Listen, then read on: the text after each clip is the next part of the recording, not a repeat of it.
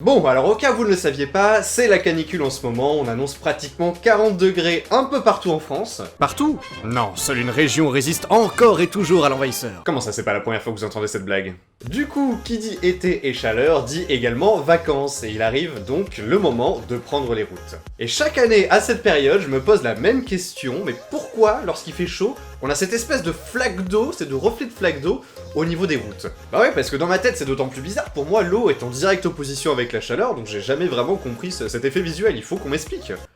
Ah bah non, c'est à moi de vous expliquer, c'est vrai. Bon, alors pour commencer, cherchons la définition du mot mirage dans le dictionnaire. Alors, comme j'ai pas de dictionnaire, je vais prendre ce livre pour faire semblant. Hein. Mirage... Alors, mirage, phénomène optique lié à la réfraction de rayons de lumière par des superpositions de couches d'air de températures différentes.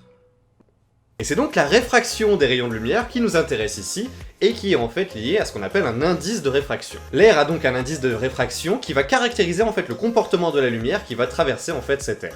Et cet indice de réfraction qui va donc impacter sur le comportement de la lumière, en fait il dépend de deux facteurs, il dépend notamment de la pression et également de la température. Le vide par exemple a pour indice de réfraction 1. C'est assez facile à retenir. Bon, pour simplifier dans notre cas, il faut simplement retenir que cet indice de réfraction dans l'air, plus il fait froid, plus il est élevé, et plus il fait chaud, plus il va diminuer. Et comme vous le savez, c'est la lumière qui transporte du coup une image jusqu'à nos yeux, et qui vous permet par exemple d'admirer cette magnifique vidéo en ce moment même. Dans un milieu à température et pression homogène, bref dans une situation classique, nous percevons la lumière qui a voyagé en ligne droite depuis son point d'émission, et affichant, une fois arrivé dans nos yeux en fait, les objets ou la surface sur laquelle la lumière a été réfléchie. Mais dans le cas d'un mirage, on assiste à une variation de cet indice de réfraction, et le parcours de la lumière s'en trouve donc impacté. Bon, ça a l'air super compliqué dit comme ça, heureusement les scientifiques ils ont aussi pensé à nous, les ignares d'incultes paresseux que nous sommes, et ils nous ont gentiment classé les mirages en 3 catégories. Et nous avons en premier le mirage inférieur. Alors il n'est pas moins mirage que les autres, contrairement à ce qu'on pourrait croire, c'est simplement qu'on va percevoir l'image qui est impactée par ce mirage en dessous de l'objet que l'on regarde. Et il se produit lorsqu'il y a une différence de température dans l'air et lorsque les couches basses de l'air sont donc plus chaudes que les couches supérieures. Et vous l'aurez compris, c'est exactement ce qui se passe en été sur les routes, puisque les rayons du soleil vont réchauffer le bitume, engendrant ainsi une température plus élevée au niveau du sol. Et pour observer un mirage inférieur, il faut une différence de température qui soit d'au moins 10 degrés entre l'air inférieur et l'air supérieur, du coup on peut imaginer qu'il fait au moins 10 degrés de plus au niveau de la route en été lorsque le soleil tape dessus. Et pour revenir à notre histoire d'indice de réfraction, eh bien il est tout simplement plus faible là où l'air a été chauffé juste au-dessus de la route, et les rayons qui voyageaient en fait à la base de façon linéaire dans un milieu homogène vont être donc déviés quand ils vont arriver sur cette couche d'air chaud, et renvoyés vers nos yeux de façon courbée sans avoir en fait touché le sol sur lequel ils sont normalement réfléchis. Et c'est donc en fait une sorte d'effet miroir, puisque nous voyons en fait le ciel et les voitures se refléter dans ces mirages inférieurs qui apparaissent du coup sur les routes. Car en effet, en s'approchant du coup de là où il y avait le mirage, et bien par rapport à l'émission des rayons de lumière qui est donc le soleil, et bien on crée un angle qui est beaucoup plus direct, et là les rayons de lumière touchent le sol et n'ont pas le temps d'être courbés en arrivant à nos yeux finalement. Il y a également une autre situation possible pour qu'un mirage par exemple disparaisse sans qu'on s'en approche, et là ça voudrait simplement dire que la température s'est homogénéisée, que par exemple la route a refroidi, et forcément l'indice de réfraction va devenir le même entre l'air de la route et l'air au-dessus, et on n'a plus cet effet de courbure et forcément le mirage disparaît. Voilà donc pour le mirage que nous observons le plus souvent en été. Et ce n'est pas donc le seul mirage qui est observable, on peut maintenant s'intéresser aussi au mirage supérieur, et les petits malins qui ont bien écouté depuis le début de la vidéo l'auront compris, c'est un effet visuel que l'on observe lorsque l'air au niveau du sol, l'air en bas, est beaucoup plus froid que l'air en hauteur. Alors forcément, c'est un effet qu'on voit pas très souvent, mais qui peut par exemple arriver sur la banquise ou dans une mer qui serait particulièrement froide. Et c'est un phénomène qui est particulièrement stylé puisque ces mirages supérieurs permettraient en théorie de voir des objets qui seraient au-delà de la courbe de l'horizon, donc des objets qu'on ne pourrait pas voir en situation normale.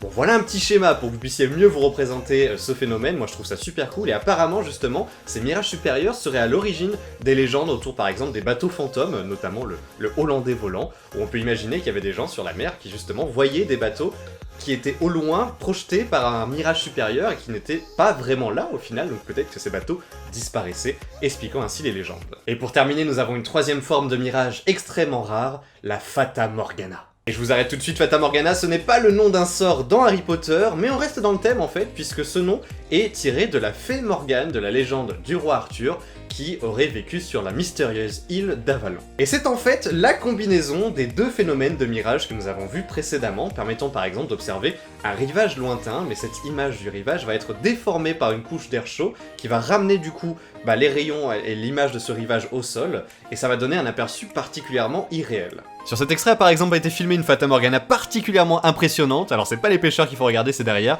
et notamment lorsque le bateau passe, c'est tout simplement incroyable. Alors personnellement, j'ai jamais vu un tel phénomène, mais visiblement, il y a des lieux plus propices pour observer du coup un tel mirage, par exemple le golfe de Bethny entre la Suède et la Finlande, ou le détroit de Messine en Italie.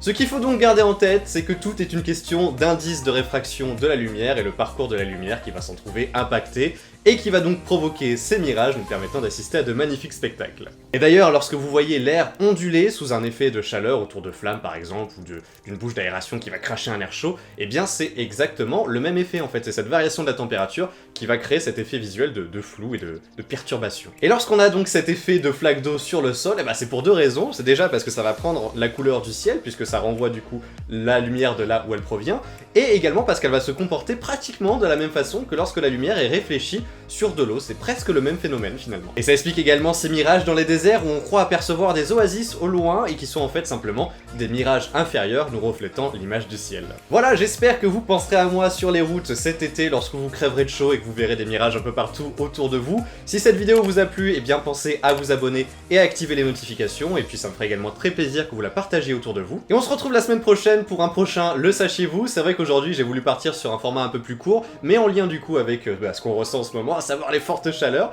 J'espère que ça vous a plu, et d'ici là, eh bien portez-vous bien. Ciao tout le monde.